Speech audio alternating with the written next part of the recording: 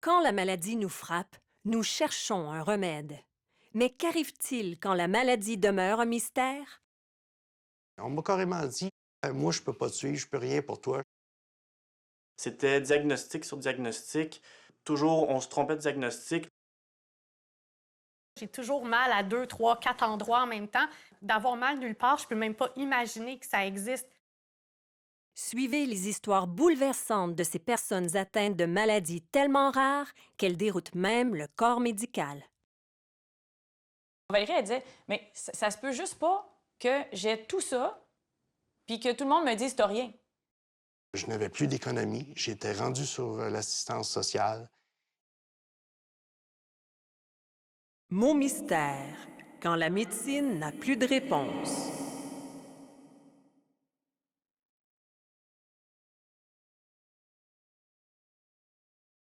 Valérie est une enseignante attentive et dévouée à ses élèves du primaire. De nature curieuse et réservée, elle se passionne pour la lecture, les sciences, les arts et les voyages.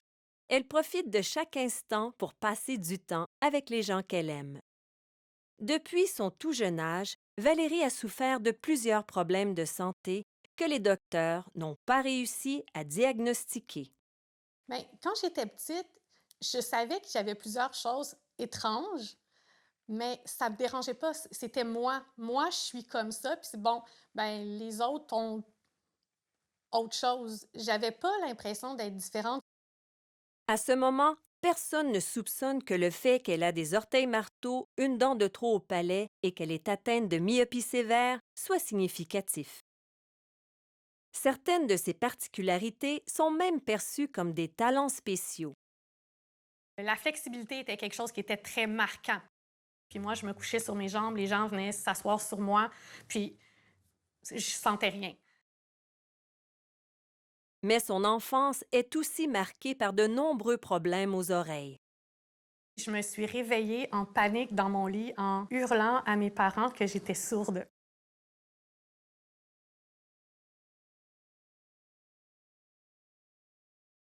Sa mère constate rapidement que Valérie n'est pas sourde puisqu'elle répond à ses questions. Mais Valérie insiste car elle ne sait pas comment expliquer ce qui lui arrive. Inquiets, ses parents l'amènent d'urgence à l'hôpital pour résoudre le mystère. On lui fait passer un test auditif. Je me rappelle d'être dans la boîte, de faire signe chaque fois que tout était beau.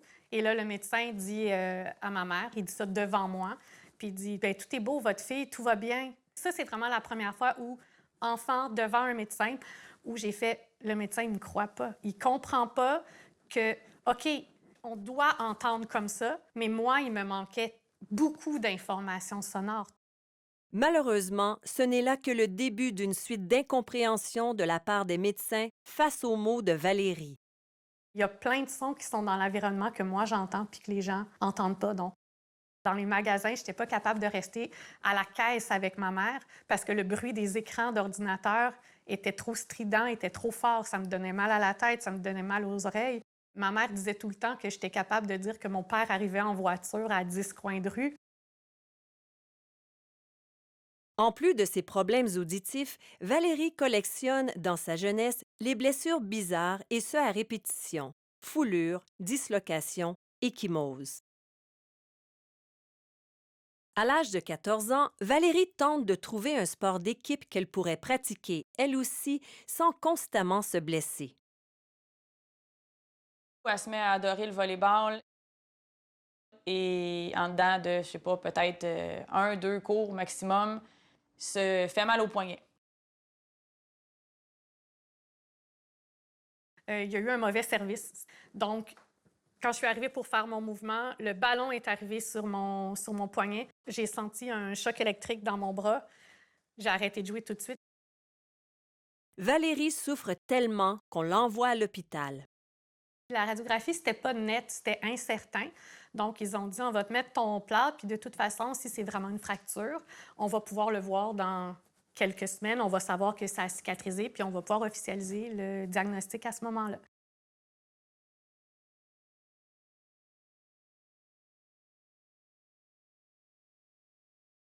Malgré le plâtre en place, la douleur demeure bien présente et ne lâche pas Valérie. Pendant 2 semaines, elle subit cette torture jusqu'au jour où elle retourne pour le faire retirer. Ils enlèvent le plâtre, ils prennent les radiographies, puis ils disent « Mais t'as pas ça. » Parce qu'il y a aucune... On voit, il n'y a rien qui s'est régénéré, donc il n'y avait rien de cassé. Mais le poignet de Valérie n'est toujours pas guéri. Et même si elle n'a plus de plâtre, la douleur est très vive. Quand mes mains étaient une à côté de l'autre, régulièrement dans une journée, même sans mouvement frappant, ma main enflait, elle devenait toute bleue, puis quand je jouais de la clarinette, c'était douloureux. Donc, on retourne à l'hôpital en orthopédie et ils commencent à chercher. En quête d'une réponse face au mystère persistant de cette blessure, elle passe tous les tests.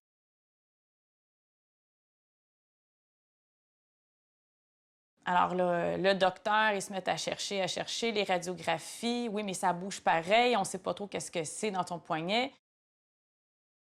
Au bout d'une année de rendez-vous et d'examens qui n'améliorent pas la situation de sa fille, la mère de Valérie s'impatiente et exige des réponses. L'orthopédiste a dit à ma mère, « Ben là, je ne sais pas ce qu'elle a.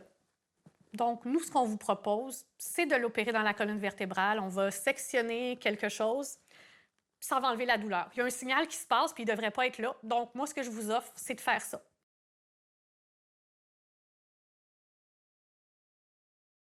Après la pause, Valérie essaie de vivre une vie normale et ignorer ses douleurs lui coûte très cher.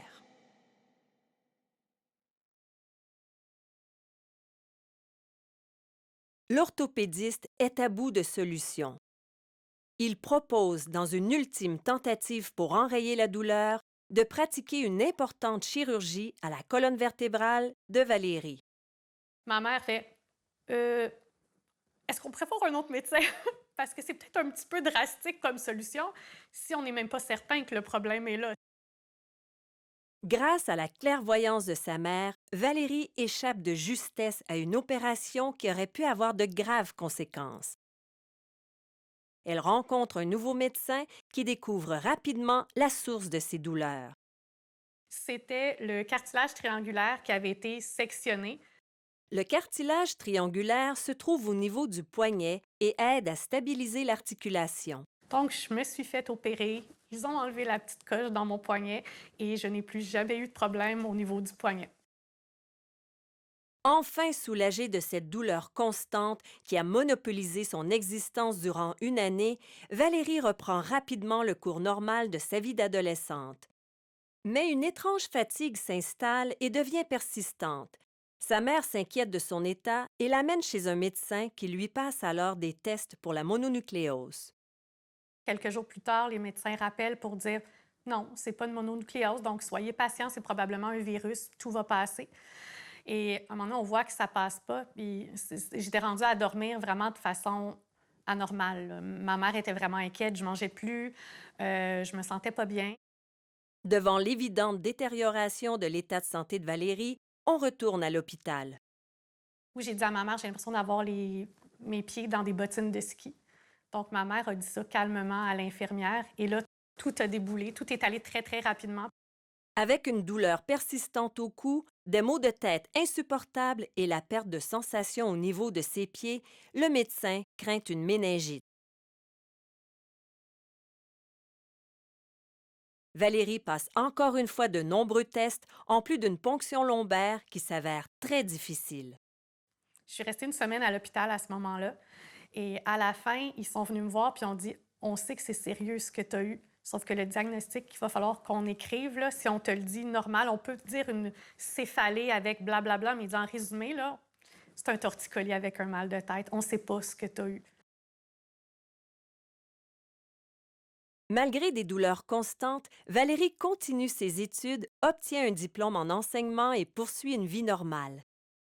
Dans la vingtaine, j'ai commencé à courir, à faire un petit peu de sport parce que contrairement aux autres, moi, en faisant de la course, mes genoux s'amélioraient. Donc, c'est elle qui m'a initiée à la course.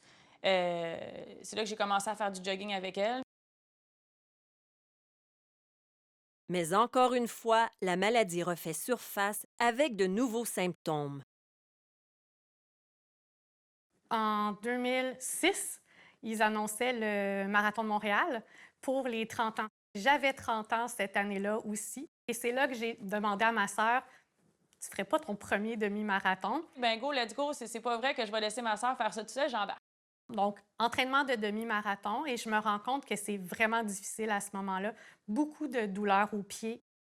Mais je me dis, bon, quand le marathon va arriver, je prendrai une pause de 1 mois, 2 mois, 3 mois. C'est pas grave, c'est pas vrai que je ne courrai pas le marathon. Donc, j'ai couru malgré la douleur. Donc, j'avais très mal, mais je l'ai fini, je l'ai fait au complet, je l'ai couru. Après le marathon, Valérie laisse le temps à son corps de se reposer. Mais la douleur aux pieds persiste même après plusieurs mois. Ceci la pousse à consulter son médecin. Il soupçonne immédiatement une fasciite plantaire, soit une inflammation du ligament qui soutient la voûte du pied.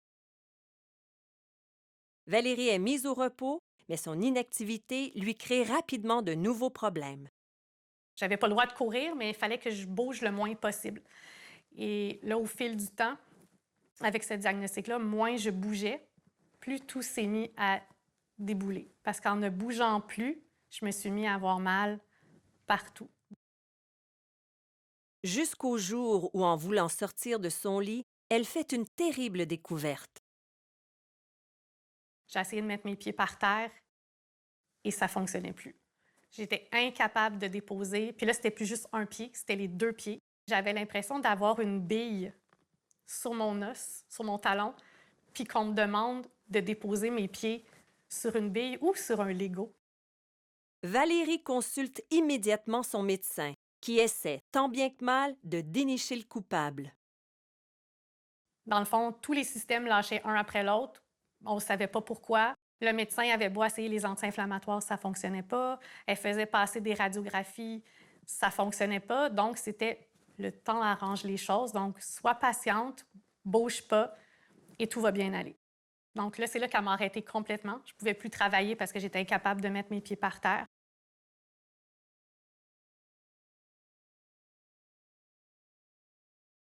Heureusement, Valérie a une assurance salaire et est bien entourée. Loin de se décourager, elle vit cette période où elle visite plusieurs médecins avec calme et optimisme, espérant que les choses vont bientôt rentrer dans l'ordre. Mais la liste de rendez-vous ne fait que s'allonger. Donc, les rhumatologues, les orthopédistes, les neurologues qui sont passés un après l'autre pour essayer de trouver ce que c'était. Et chaque fois, je revenais du rendez-vous en me faisant dire « on ne sait pas ce que c'est ». Après la pause, la maladie prend le contrôle et Valérie craint de voir sa vie s'effondrer.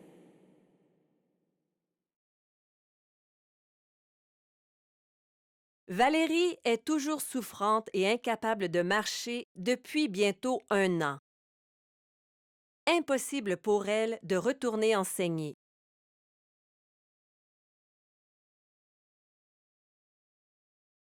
Mais finalement, un consensus émerge auprès des spécialistes. C'est là un moment où ils ont fini par donner comme diagnostic « ben c'est probablement une algodystrophie ». L'algodystrophie est une maladie des os rare qui se présente sous forme de douleurs vives au niveau des articulations et des membres, comme les chevilles ou les pieds. Ils ont essayé un médicament à ce moment-là, qui était le Lyrica, qui joue sur le système nerveux pour justement essayer de remettre les connexions comme il faut. Alors, ce médicament-là est la pire chose qui m'est arrivée dans ma vie. Tous les effets secondaires possibles chez quelqu'un, je les ai tous eus. Recluse chez elle car elle est maintenant incapable de sortir sans aide, Valérie passe la majeure partie de son temps entre le sofa et son lit. Elle n'a plus aucune qualité de vie. Après plusieurs mois de ce régime, elle retourne voir son médecin. Je suis rentrée dans son bureau et j'ai dit « c'est assez. T'as beau me dire ce que tu veux, Il n'y a aucun effet sur mes pieds, puis je suis en train de virer complètement folle. On arrête. Valérie cesse alors le Lyrica, mais elle souffre terriblement et est toujours incapable de marcher. J'ai rarement vu ma sœur pleurer, mais à un moment donné, dire « OK, je suis à bout, là. Arrêtez de me dire que j'ai rien puis que j'ai pas mal. Peut-être qu'il n'y a rien qui se voit, mais j'ai mal. » Comme sa condition ne s'améliore pas et que depuis bientôt 2 ans, elle ne travaille plus, la compagnie d'assurance qui lui verse son salaire décide de s'en mêler. À un moment donné, même l'assurance dit, ben là, tu vas aller voir mon spécialiste parce que il me semble que ça n'a pas de bon sens. Finalement, après plusieurs mois d'investigation, la compagnie d'assurance décide de couper son salaire.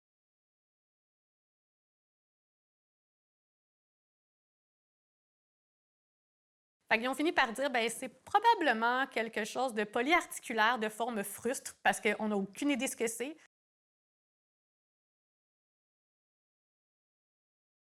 On reconnaît son incapacité à marcher, mais selon eux, elle est capable de travailler. OK, mais là, moi, j'ai plus de travail, donc qu'est-ce que je fais? Chercher. Puis si vous ne trouvez pas, c'est très simple, madame. Vous avez juste à vous mettre sur le bien-être social. Donc ça, je sais que ça a vraiment été un moment qui a été dur, là. Elle a été très, très, très forte à ce moment-là. C'est un nouveau coup dur pour Valérie. Mais elle n'abandonne pas la partie pour autant. Sous la recommandation d'un rhumatologue, elle se rend à une clinique du pied pour y rencontrer un physiatre. Il m'a dit, raconte-moi ce qui se passe. Pourquoi tu es ici, ta douleur au pied? Il a mon pied dans sa main et je le vois encore aujourd'hui. Puis je dis, ben personne ne me croit, ça donne rien. Il dit, non, je veux que tu m'expliques, toi, comment tu décris ta douleur au pied. Et c'est là que je lui ai expliqué. Puis il me dit, ta description est parfaite. C'est ça. Il dit, j'ai ton pied, tu n'as pas de pattes graisseuses en dessous du pied, tu marches sur ton os du talon. Serait-ce une piste qui mène au coupable après toutes ces années à essayer d'obtenir des réponses? Donc lui a dit, ben là, en ce moment, je ne sais pas ce que tu as, mais on va t'aider.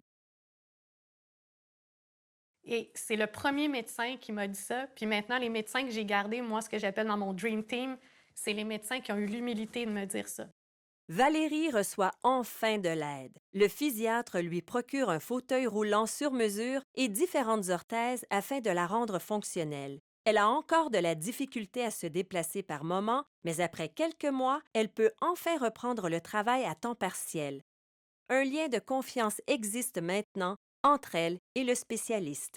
Avec lui, à un moment donné, je me suis dit, je suis capable de lui en dire plus. Il m'écoutait vraiment. Il faisait tout ce qu'il pouvait pour m'aider. Mais j'ai dit, il y a plein d'affaires qui ne fonctionnent pas. Il n'y a pas juste mes pieds. Donc, j'ai une myopie sévère. J'ai mes articulations. Au niveau respiratoire, c'est difficile. C'est pas vraiment de l'asthme, mais quand je fais du sport, ça fonctionne pas. Il y avait ma peau. Je fais des bleus ariens. Ma peau est très douce. Oui, je suis très flexible. Ma mâchoire, est-ce que c'est relié à ça ou à un accident que j'avais eu quand j'étais petite? Il me semble qu'il y a trop de choses sur une seule personne. Ça n'a pas de sens. J'ai dit, mon dossier médical est ça d'épais. Il fait, OK, ça marche pas, t'as raison. Le physiatre prend alors l'initiative d'envoyer Valérie rencontrer une généticienne. Maintenant âgée de 34 ans, va-t-elle enfin connaître le nom de la maladie qui se cache derrière tous ces mots mystères? Et quand je suis retournée en génétique à ce moment-là, elle a dit, ben c'est confirmé. Maintenant, on sait ce que c'est. T'as un syndrome Ehlers-Danlos de type hypermobile. La journée où il y a eu un nom sur ce qu'elle a, pour elle, ça a enlevé un poids sur les épaules. Le syndrome d'Ehlers-Danlos, c'est une maladie du tissu conjonctif. C'est une maladie d'origine génétique puis qui est héréditaire.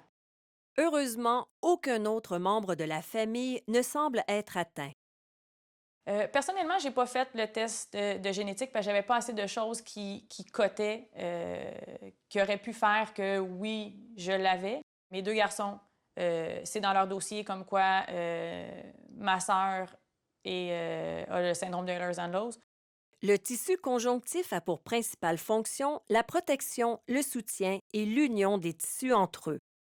Le tissu conjonctif, c'est à peu près 2 tiers du volume de notre corps. Valérie a une anomalie au niveau de la composition de ce tissu, ce qui fait qu'elle est très flexible et qu'elle va se fouler les articulations plutôt que de se les casser. Habituellement, on pense à 3 symptômes principaux, c'est-à-dire l'hypermobilité articulaire. Donc, c'est des gens qu'on dit qui sont très souples. Au niveau de la peau, on dit qu'elle est élastique. Et puis, on parle d'une fragilité des tissus. Donc, ils peuvent avoir des difficultés de cicatrisation puis des problèmes avec la guérison après les chirurgies. On ne peut pas guérir du syndrome Ehlers-Danlos. On peut dire que c'est une maladie chronique à vie. Depuis 2010, Valérie peut de nouveau marcher et travailler à temps plein.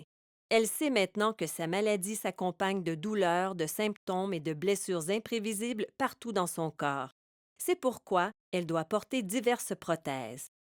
Malgré le fait que la maladie sera toujours présente, elle est remplie d'espoir. D'avoir un diagnostic, c'est drôle parce que dans le fond, au niveau du résultat, d'une certaine façon, ça donne pas grand-chose parce que dans le cas des gens qui ont un syndrome Ehlers-Danlos, il y a pas de traitement. C'est un soulagement. C'est de dire, maintenant, je peux vous prouver que c'était pas dans ma tête. J'ai pas inventé tout ce que j'ai pas exagéré ce qui était là. C'est une réalité et c'est de savoir qu'il y a d'autres personnes. Je pense que c'est très positif parce qu'en le sachant maintenant, moi, je suis capable de m'adapter, puis je suis capable de dire que c'est vrai, que les gens croient ou croient pas. Moi, je sais qu'il y a une raison. Elle a une vision de l'avenir, elle s'arrête pas. C'est vraiment la fille qui se dit, moi, c'est pas vrai que c'est parce que j'ai ci, j'ai ça que je vais m'arrêter. Ce qui l'aide à supporter sa maladie, son grand sens de l'humour. Alors, tant qu'à en parler, on aime ça le faire avec humour. Donc, on fait souvent des farces quand on me représente en disant que je suis une mince, molle, douce et flexible. Je prends plaisir à dire que ma sœur, c'est un alien, que ma sœur, c'est un zèbre. On en rit. Et je pense que la meilleure façon de faire passer ça, c'est d'en rire aussi.